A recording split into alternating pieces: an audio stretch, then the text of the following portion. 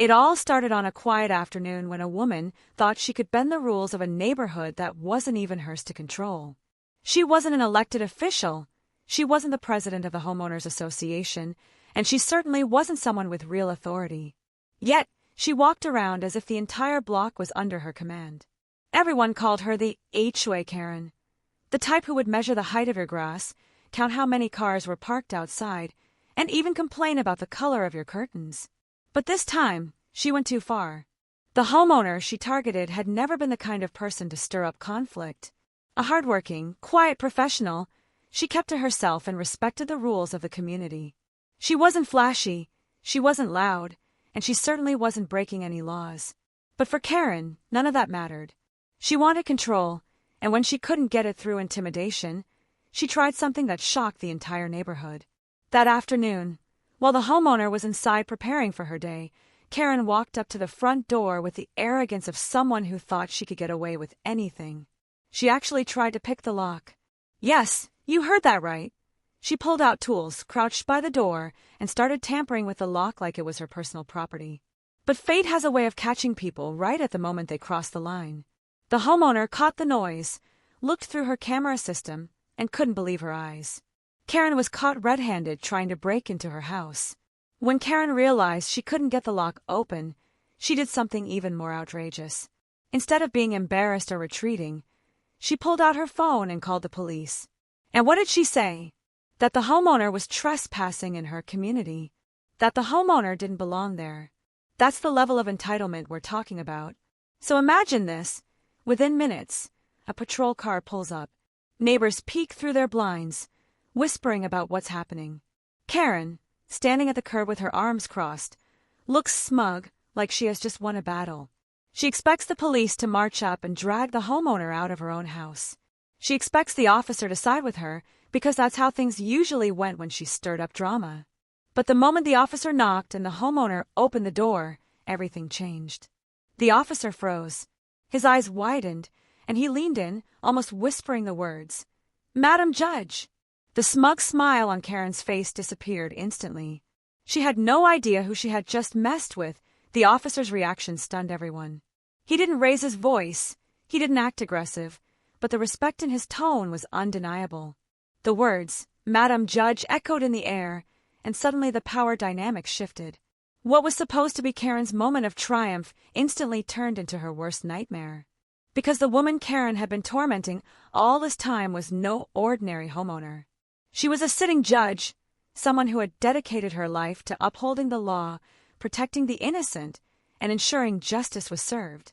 She was known in the courthouse for being fair but firm, someone who never let power or influence cloud her decisions. Yet here she was, standing in her own doorway, facing a neighbor who had not only tried to break into her home but had also lied to the police about her. The officer stepped back respectfully, lowering his voice as he addressed her. "Ma'am, I didn't realize this was your residence. I'm so sorry to disturb you. Could you please explain what's going on?" Before the homeowner could even respond, Karen jumped in. Her voice was dripping with false confidence. "Officer, don't be fooled. This woman doesn't belong here. She moved in without proper HOA approval, and I caught her trespassing. I was simply protecting the neighborhood standards." The officer turned slowly, his face unreadable. "Ma'am," he asked Karen, "are you seriously claiming this homeowner doesn't live here?" Karen crossed her arms, doubling down. "Yes, she's been nothing but trouble. Just check the HOA records. You'll see." The judge raised her eyebrows, calm but unshaken.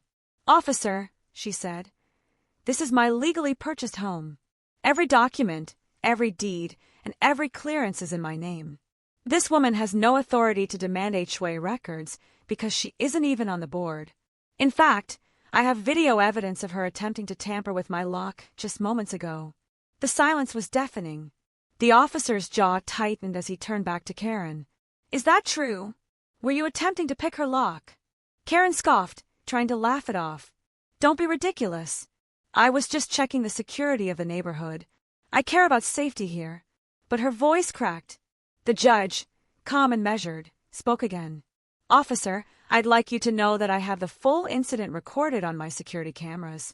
I was going to let it slide until she escalated the situation by calling the police with false accusations. This isn't just harassment anymore. It's criminal trespassing, attempted unlawful entry, and filing a false police report. The officer's expression hardened. He knew the law, but now he also realized who was standing in front of him. Karen, who had always manipulated situations to her advantage, was cornered. The neighbors who had been watching through their windows now started stepping outside. Word spread quickly. They saw the officer standing respectfully in front of the judge, and they saw Karen shrinking under the weight of her own arrogance. One neighbor muttered loud enough for others to hear, "She picked the wrong person this time." Another added, "About time someone stood up to her." Karen's face turned pale. 4 years, she had intimidated the neighborhood, using fear and lies to get her way. She wrote fake HOA notices, left warnings on people's cars, and even threatened to fine families for things that weren't against any rules. She had thrived on the assumption that no one would challenge her. But now, not only was she exposed in front of the very people she had bullied for years. The officer finally spoke. "Ma'am, I'll need you to step aside. You've made very serious accusations against a homeowner who also happens to be a judge. And if the video evidence confirms what she's saying, you'll be facing multiple charges." Karen's voice trembled. "Charges? Me? I was just trying to." The judge cut in, her voice calm but firm. "You were trying to break into my home, Karen. And when that failed, you tried to weaponize law enforcement against me. Do you realize how dangerous that is? Do you realize how many innocent people have suffered because of false calls like the one you just made?" The words hit harder than any shouting could. The truth was undeniable. At that moment, the officer asked the judge if she wanted to press charges. The neighborhood held its breath. Everyone waited for her decision. The judge paused, thinking carefully. She could have easily demanded Karen's arrest right then and there. She could have ensured she faced legal consequences for her actions. But instead, she chose a different path. "Officer," she said, "for now I won't press charges, but I will be filing a formal restraining order, and I'll be contacting the HOA directly. This behavior has gone unchecked for too long. It ends today." Karen looked shocked. She had expected jail or fines to be threatened, but this was worse. Because a restraining order meant she couldn't come near the judge again, couldn't harass her, and couldn't keep her power grip on the neighborhood. And a direct call from a sitting judge to the HOA. That meant her fake authority would crumble overnight. The officer nodded. "Understood, ma'am. I'll make sure this incident is documented. And Karen, if I get another call like this from you, you'll be arrested immediately. Do I make myself clear?" Karen tried to protest, but the officer's stern gaze silenced her. As the patrol car pulled away, Karen retreated into her house, humiliated and powerless. The neighbors, meanwhile, finally approached the judge's home, not to gawk, but to thank her. One by one, they told her how much they appreciated what she had done. They admitted how Karen had made their lives miserable for years. And for the first time in a long time, the neighborhood felt hopeful. The judge simply smiled, grateful for their support.